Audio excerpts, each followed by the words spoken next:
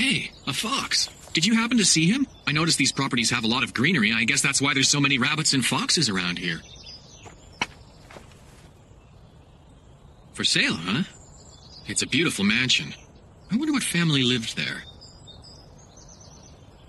The Fenders family. The mansion that you see before you was once home to one of Britain's royal peers, the Earl of Fenders. It makes you wonder what would compel a great man like that to move away from such a magnificent house. One day he was hit with the reality that he lacked the business acumen to keep a grip on his power and privilege. Consequently, he paid the price and lost it all. Yes, he lost everything.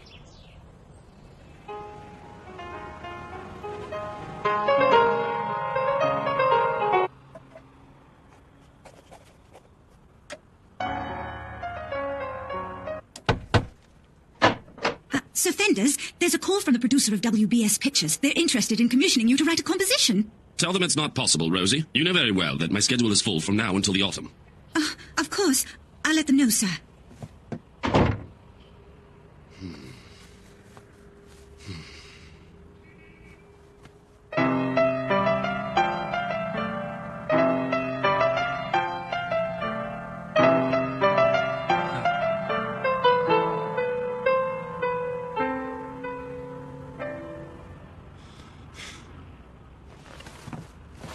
Of course, you're the expert, but I thought that was a nice little tune.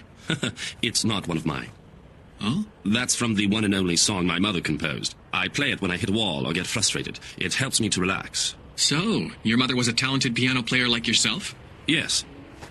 She was partial to solitude instead of the lively atmosphere of social gatherings.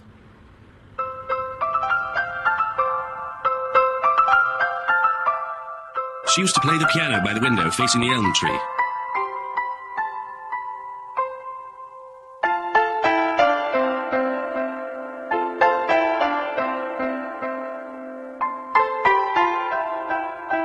Oh, how I love to stand by her side and listen to her play. I think it was her simple piano melody that spurred me on to study music seriously and become a composer.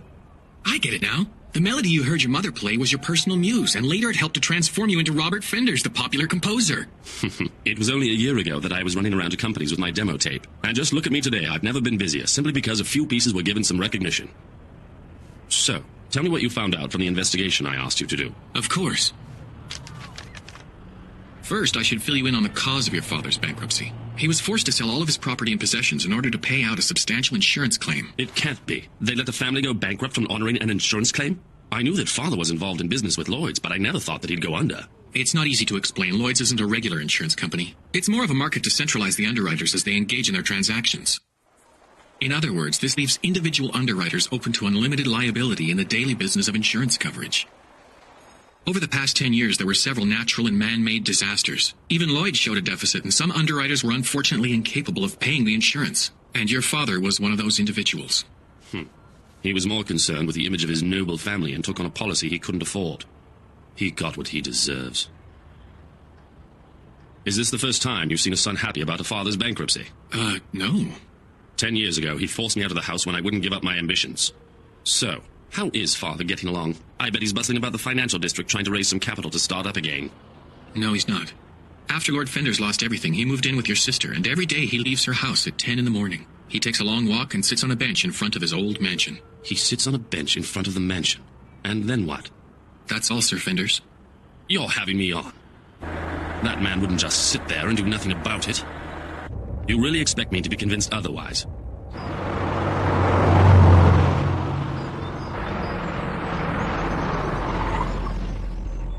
That's incredible. I can't believe what I'm seeing.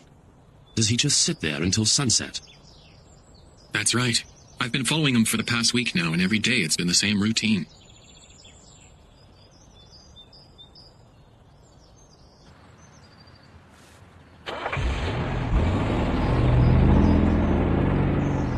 Aren't you going to stop by and say hello to him? No, I've decided not to do it. He doesn't even look like the same man anymore. At least not the one for whom I felt so much hatred. Stop it, Father! Hold your tongue. I refuse to let you devote yourself to this frivolous pastime. That's my music! What have you done to my song?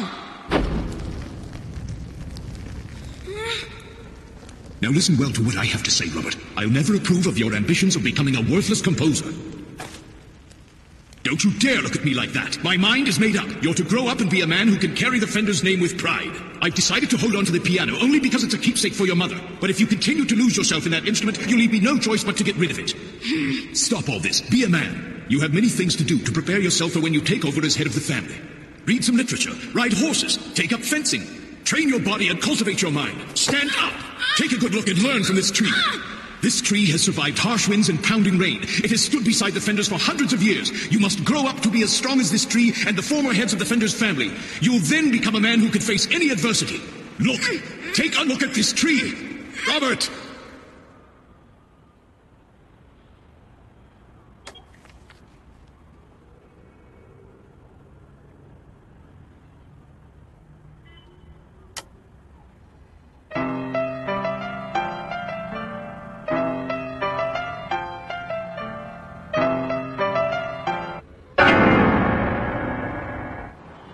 My father, is he any better?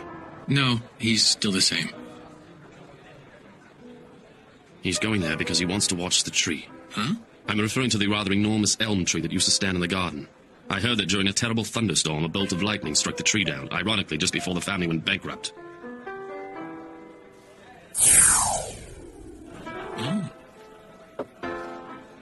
Evening, gents. It's on the house. Because I consider it an honor to have the famous composer Robert Fenders here in my establishment. Stop it, Malone. It's amazing, isn't it, when you stop and think that up until 2 years ago I was actually trying to make a living playing piano in this bar. But you struggled through those times, and now you're a success. Yes, but one never knows how long that will last. In fact, the truth of the matter is I'm already beginning to lose my passion for composing. I can't write a single note these days. I can't come up with any music at all. What do you mean? You're just worn out from all your hard work. I applied myself to establishing my musical career and struggled through all those years because the hatred for my father gave me strength. The strength to become a respected composer. I'll never forget that spring day when my father visited me at my flat.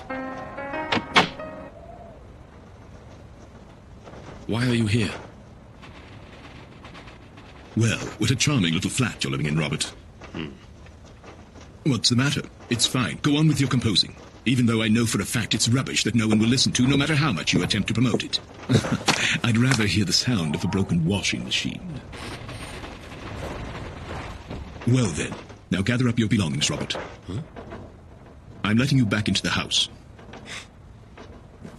You should thank me for such charity, considering you've been quite content to live like some beastly sewer rat. I let you continue to tinker with the piano as your little hobby. For such an incompetent composer, it's a generous offer. I would take it. It was pure anger. Anger toward my father. It compelled me to create. I worked day and night, sitting at the piano, composing music. And I found success. But when I did succeed at my profession, he'd already gone bankrupt. I wanted nothing more than to laugh in his condescending face and tell him that I had won and he had lost. In the end, I wanted to see him endure the humiliation of seeing his son outdo him in the battle of wills. But now, I honestly don't think he'll either laugh or cry. I can't believe it. He was so pompous, so arrogant. He had such confidence in his abilities. But now he's just an old man who's become a shell of his former self. It's hatred. I need hatred to compose my music. Where is the father who nurtured all that anger for me so I could create my music? Huh? Where, Mr. Keaton? Simple hatred. Is that all there is left? What? Do you really believe that hatred is the only thing that lets you express yourself through music? Well, it seems to me that you need the wicked Lord Fenders to feed that emotion and bring back your inspiration. So we'll have to resurrect that man.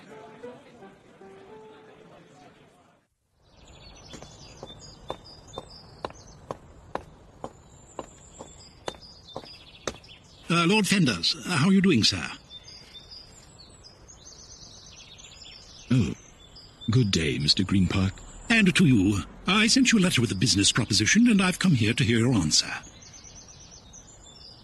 Please give us the benefit of your knowledge and wisdom. With your ability, you could join us as one of our senior partners. I no longer have any capital to provide for your endeavors. Oh, no. We wouldn't be asking for any kind of financial investment on your part, sir.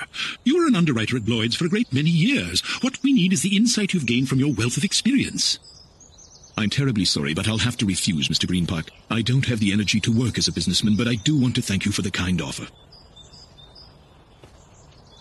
You see, it's very much like that elm tree. Struck by lightning and cut down in its prime, the tree is now nothing more than a pathetic shadow of its former glory. No, it'll never show its majestic stature again. Never. I'm afraid that Lord Fenders is a completely changed man. It would seem to me that he's been drained of all his energy. Just as I thought, Father's changed. Is there a chance that he figured out that I'm the one who arranged for you to approach him with the offer of a partnership position? No, sir. I sincerely doubt that. I believe it's impossible to resurrect the man. He's lost faith in his own strength. He persists in seeing himself in that tree. Don't compare him to that old elm! That man is not a damaged tree! He can't be! Yes, I couldn't agree more.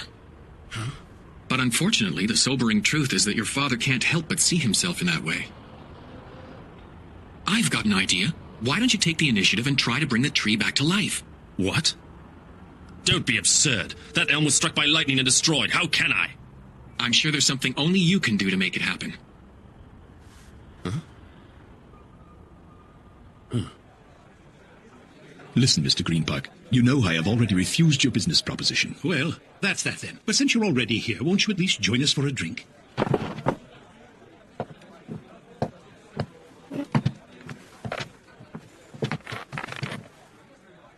Ladies and gents, allow me to introduce you to this evening's special guest.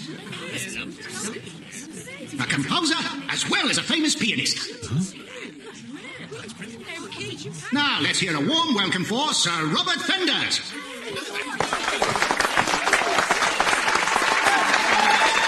It's Robert. I'd like to play you a tune. None of you will know this personal favorite of mine, but by the same token, it isn't a new one either. It's an arrangement from something I heard long ago, something special to me.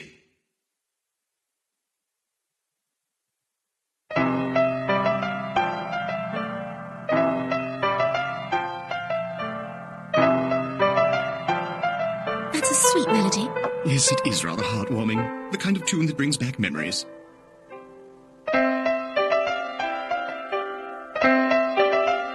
That lovely melody.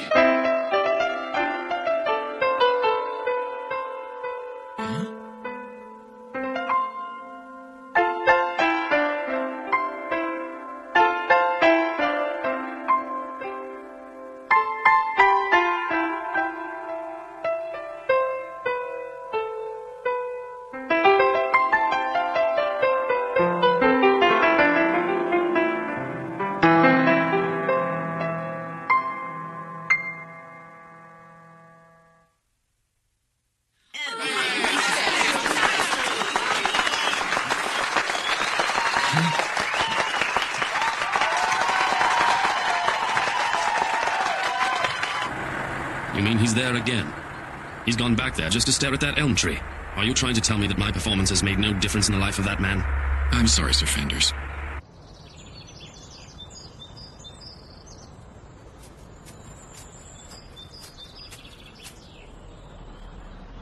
It's a pity this is all that's left. A dismal remnant of what was once a noble family. Where is that stubbornness and arrogance? Where is the man I've known all my life who is so full of fire and confidence?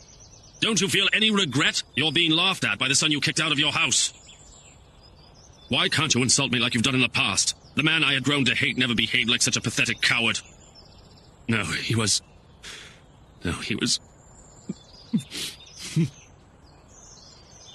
When I heard you play that melody, it occurred to me that this tree might be coming back to life. Although, how could that be possible? Once a tree is dead, it can never come back to life. Please don't, Father. But now, spring has arrived, and I found something unexpected.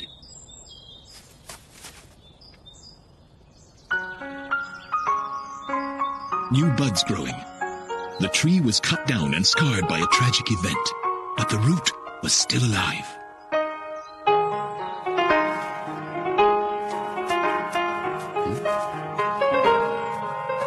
I've decided to accept Mr. Greenpark's proposition.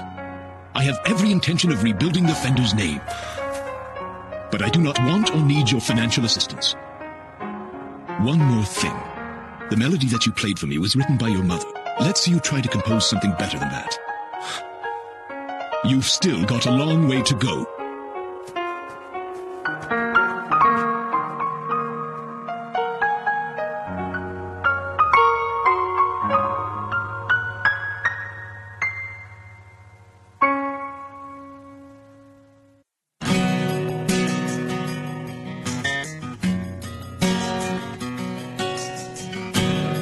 疲れ切っても声も出ないほど自分は切り裂くことはないよ。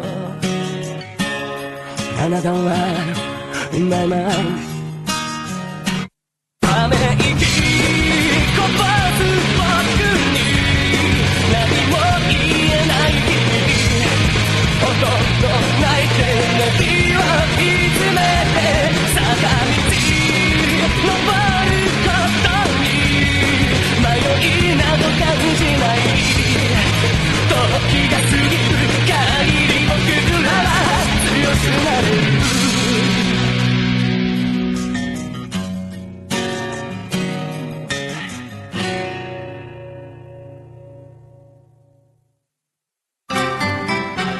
A young woman's husband meets his untimely demise, and Keaton is sent to investigate, leading to an unexpected run-in with an old friend.